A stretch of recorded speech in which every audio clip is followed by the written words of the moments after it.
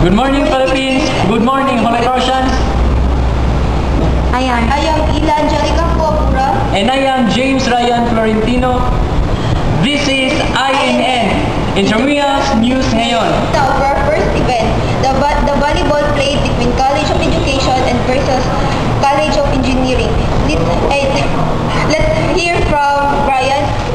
Holy Cross of Davao College for the Intramuros 2010. The main event now for the volleyball women for the accountancy department versus education department.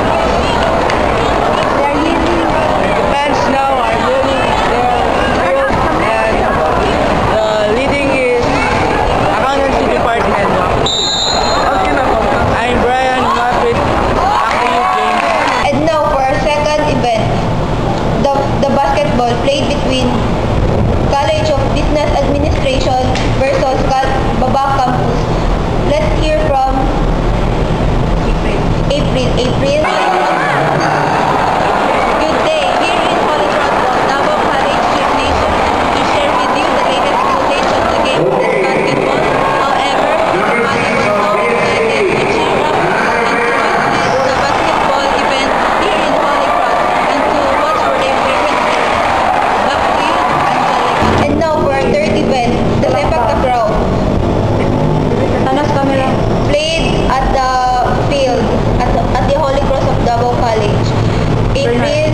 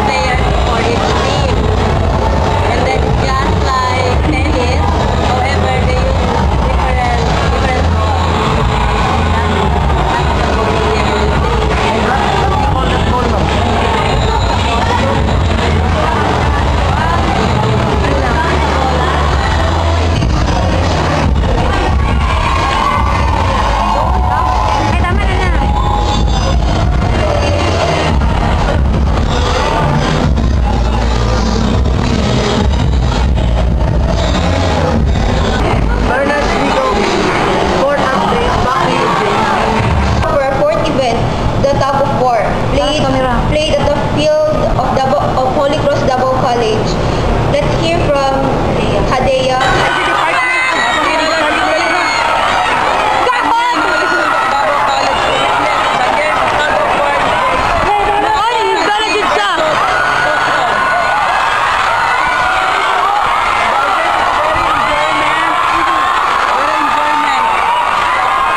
And the winner is the Custom Administration. I'm Hadia Said. Back to you, James. Let us go to our literary event. For the first event, here is Daryl Joy Mabesa reporting live at Audio Visual Room for the extemporaneous speech. We're here in Holy Cross of Davao College, AVR, where the extemporaneous speech is going on. This activity was participated by 13 participants.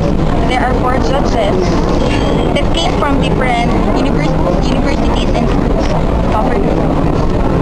I, as one, is not a sportsman in this intramural. Now, There's always time for a change, a time for a chance, so if you think you're doing wrong at this thing, I think it's time for you to change yourself. I've read on the back of the Department of Education that we teach to change lives. So I think the time for you, teachers, to be, the time for you to change lives is now. We don't have to wait for you guys to graduate. Now, let us hear again the report of Daryl Joy Mabesa in debate. The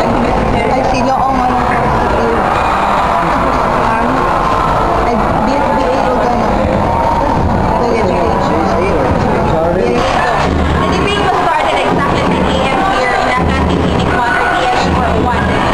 The battle was between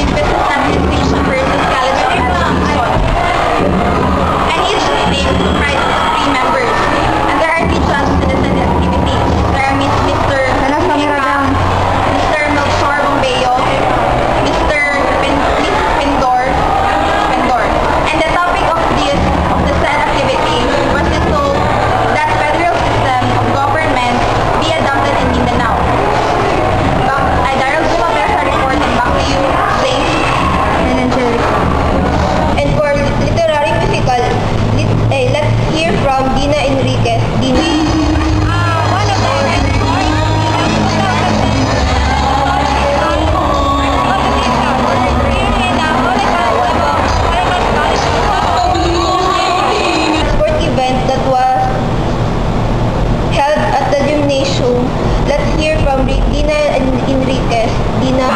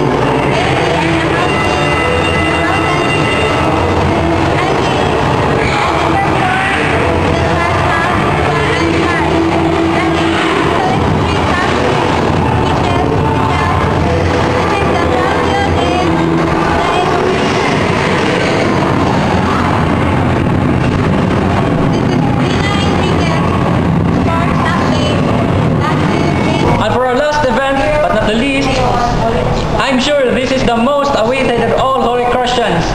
This is the cheer dance. Let us now hear the report of Normida at Holy Cross of Davao College Gymnasium.